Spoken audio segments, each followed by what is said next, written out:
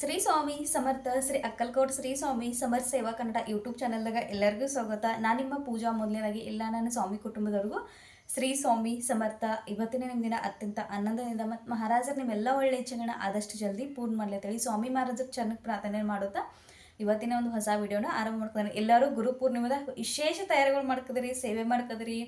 ಮತ್ತು ಸ್ವಾಮಿ ಚರಿತ್ರೆ ಸಾರಾಮೃತದ್ದು ಬಗೆಹರಿತು. ಮಹಾರಾಜರ ನಮ್ಗೆ ದಾರಿ ತೋರಿಸ್ಕೊಟ್ರು. ಮಹಾರಾಜರ ಕೃಪೆಯಿಂದ ಎಲ್ಲರಿಗೂ ಸ್ವಾಮಿ ಚರಿತ್ರೆ ಸಾರಾಮೃತ ಸಿಕ್ಕದವು.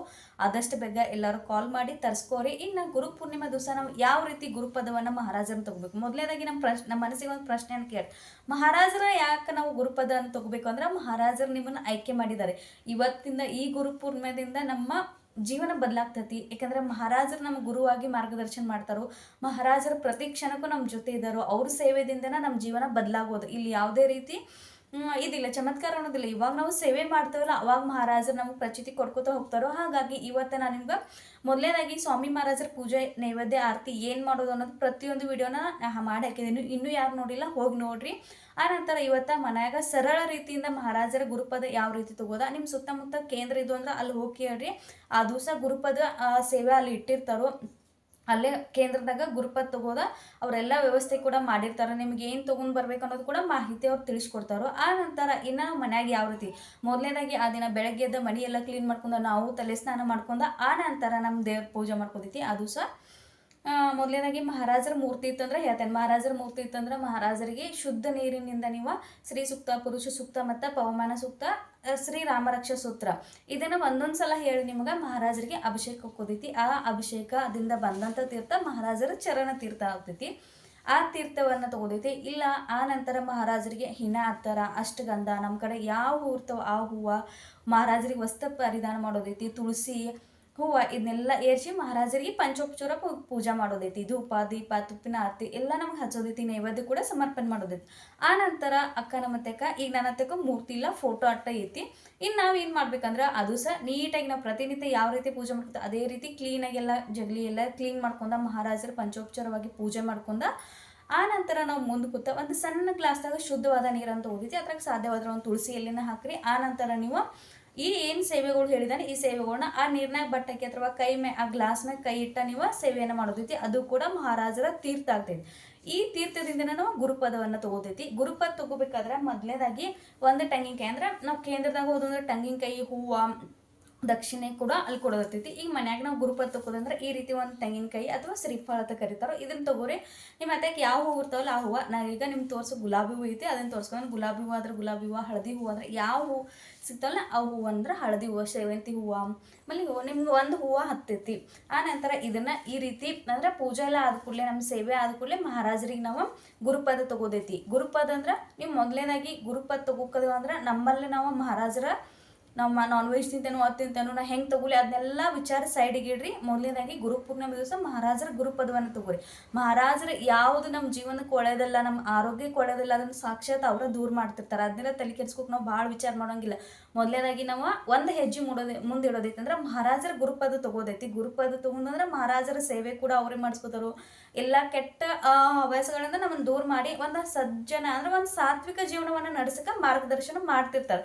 ಹಾಗಾಗಿ ಈ ಗುರುಪದ ತಗುವಾಗ ಒಂದು ಮಂತ್ರ ಮೊದಲೇದಾಗಿ ಮಹಾರಾಜರ ಚರಣ ತೀರ್ಥ ಇರ್ತಿದ್ಲ ಅದನ್ನ ತೀರ್ಥ ತಗೊಂಡ ಗ್ರಹಣ ಮಾಡೋದಿತ್ತು ಅಂದ್ರೆ ನೀರ ಅದನ್ನು ಅದು ಕುಡಿಯೋದ. ಆ ನಂತರ ನಮ್ಗೆ ಈ ಕೈಯಾಗಿ ಎರಡೂ ರೀತಿ ಈ ಕೈಯಾಗಿ ಇದನ್ನ ತೆಂಗಿನಕಾಯಿ ಹಿಡ್ದ ಆ ನಂತರ ಹೂವು ಇಡೋದೈತಿ. ನಾವು ಮೊದಲೇದಾಗಿ ಮಹಿಳೆಯರ ಆದಷ್ಟು ಯೆಲ್ಲೋ ಕಲರ್ ವಸ್ತ್ರವನ್ನು ಧರಿ ಮಹಿಳೆಯರ ಸಾಡಿ ಇಟ್ಕೋರಿ, ಡ್ರೆಸ್ ಹಾಕೋರಿ ನಡಿತೈತಿ. ತಲೆ ಮ್ಯಾಗ ಸರಿಗಿರ್ಬೇಕು. ನಾ ಈಗ ಹಾಕೋದಿಲ್ಲ ಅಂದ್ರೆ ಅಲ್ಲಿ ನಿಯಮಗಳು ಇರ್ತಾವೆ. ಕೆಲವೊಂದು ನಿಯಮಗಳು ನಾವು ಹಿಂದೂ ಸಂಪ್ರದಾಯ ಅಂದ್ಕೂಡಲೇ ಕೆಲವೊಂದು ನಿಯಮಗಳನ್ನು ಪಾಲನೆ ಮಾಡಬೇಕು. ಆ ನಂತರ ಈ ರೀತಿ ಮಹಾರಾಜರ ಮುಂದೆ ಕೂತ ಒಂದು ಮಂತ್ರವನ್ನು ಹೇಳೋದೈತಿ. ಆ ಮಂತ್ರವನ್ನು ಹೇಳಿ ನಾವು ಮಹಾರಾಜರಿಗೆ ಪ್ರಾರ್ಥನೆ ಮಾಡೋದೈತಿ. ನಮ್ಮ ಜಗಲಿ ಮುಂದೆ ಕೂತು ಮನ್ಯಾಗ ಮಾಡೋದೈತಿ.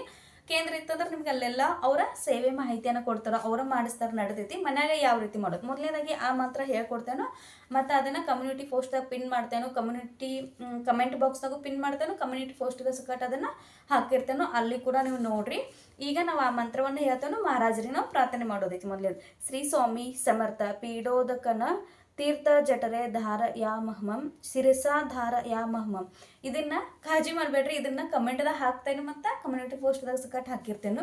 ಈ ಮಂತ್ರವನ್ನು ಹೇಳಿ ಮಹಾರಾಜರಿಗೆ ಪ್ರಾರ್ಥನೆ ಮಾಡೋದೈತಿ. ಕಣ್ಣು ಮುಚ್ಕೊಂಡು ಕೂತ ಮಹಾರಾಜರ ಇಂದಿನ ಅಂದ್ರೆ ಈ ಗುರುಪೂರ್ಣಿಮದಿಂದ ಮುಂದಿನ ಗುರುಪೂರ್ಣಿಮೆ ತನಕ ನಾನು ನಿಮ್ಮನ್ನ ಗುರುಪದವನ್ನು ತೊಕ್ಕದೇನೆ. ನೀವೇ ಗುರುವಾಗಿ ಸದ್ಗುರುವಾಗಿ ಪರಮ ಗುರುವಾಗಿ ನನ್ನ ಗುರುಪದವನ್ನು ಸ್ವೀಕಾರ ಮಾಡಿ ನನ್ನ ಜೀವನದಾಗ ನಿಮ್ಮ ಮಾರ್ಗದರ್ಶನ ಮಾಡ್ಬೇಕಂತ ಹೇಳಿ ಮಹಾರಾಜರಿಗೆ ಪ್ರಾರ್ಥನೆಯನ್ನು ಮಾಡಿ ನಮಗೆ ಗುರುಪದವನ್ನು ಮಹಾರಾಜರದ ಸ್ವೀಕಾರ ಮಾಡೋದೈತಿ. ಇನ್ನು ಮಹಾರಾಜರ ಗುರುಪದ ಸ್ವೀಕಾರ ಆದ ಕೂಡಲೇ ನೀವು ಬೆಳಗ್ಗೆ ಇದಕ್ಕೆ ಟೈಮ್ ಅಂದ್ರೆ ಆದಷ್ಟು 12 ಗಂಟೆ ಒಳಗೆ ತಗೋರಿ, ಅಥವಾ ಸಾಯಂಕಾಲ 8 ಗಂಟೆ. ಸ್ಕೂಲದ ಇರ್ತೈತಿ, ಯಾವುದು ಹುಣ್ಣಿ ವೈತಿ, ನಾವು ಎಷ್ಟೋ ಸೇವೆಗಳನ್ನ ಮಾಡಬೇಕು ಅನ್ನೋದಾಗ ಗಡ್ಬಡಿ ಇರ್ತೈತಿ. ಆದ್ರೆ 12 ಗಂಟೆ ಒಳಗೆ ತಗೋರಿ, ಅಥವಾ 10 ಗಂಟೆ ಒಳಗೆ ಸಾಧ್ಯವಾದಷ್ಟು ಜಲ್ದಿ ತಗೋರಿ.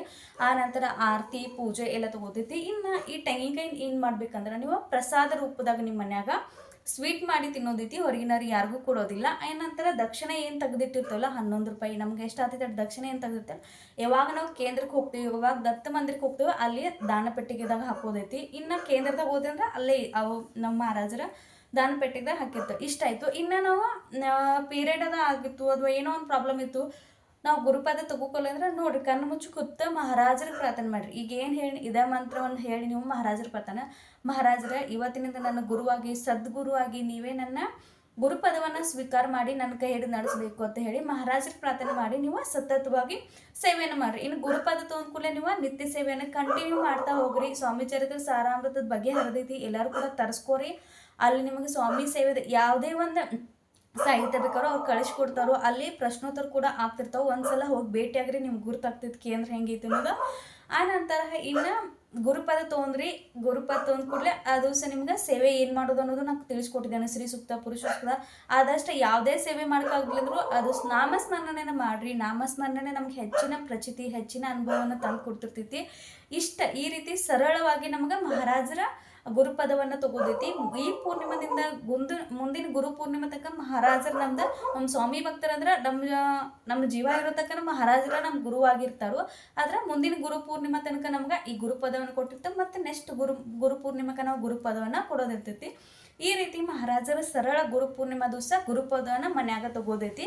ಈ ಮಾಹಿತಿ ನಿಮ್ಗೆ ಇಷ್ಟ ಆಗಿರೋ ಶೇರ್ ಮಾಡಿರಿ, ಹೊಸ ನೋಡೋರು ಸಬ್ಸ್ಕ್ರೈಬ್ ಮಾಡ್ಕೊಂಡು ನೋಡ್ರಿ, ವಿಡಿಯೋನ ಪ್ರಸಾರ ಮಾಡಿರಿ, ಸ್ವಾಮಿ ಸೇವೆನ ಪ್ರಸಾರ ಮಾಡಿರಿ. ನಿಮ್ಮ ಅನುಭವಗಳು ಇದ್ದು ಅಂದ್ರೆ ಕಮೆಂಟ್ ಮಾಡಿರಿ, ಅಥವಾ ನಂಗೆ ಅನುಭವ ಶೇರ್ ಮಾಡೋದೈತೆ ನೀವು ಇದು ಮಾಡಿರಿ, ನಾನು ನಿಮ್ಗೆ ಕಾಂಟ್ಯಾಕ್ಟ್ ಮಾಡ್ತೇನೆ. ಹೆಚ್ಚಿನ ಪ್ರಮಾಣದಾಗ ಸ್ವಾಮಿ ಸೇವೆನ ಪ್ರಸಾರ ಮಾಡಿರಿ. ಇದೇ ರೀತಿ ನಿಮ್ಮ ಪ್ರೀತಿ ನಿಮ್ಮ ಸಪೋರ್ಟ ನನಗಿರಲಿ ಅನ್ಕೋತೆ ಇವತ್ತಿನ ಈ ವಿಡಿಯೋ ಇಲ್ಲಿಗೆ ಏನು ಮಾಡ್ಕೋದ್ರೆ ಮುಂದಿನ ಹೊಸ ವಿಡಿಯೋ ಜೊತೆ ನಿಮ್ಮ ಮುಂದೆ ಬರ್ತೇನೆ. ಶ್ರೀ ಸ್ವಾಮಿ ಸಮರ್ಥ.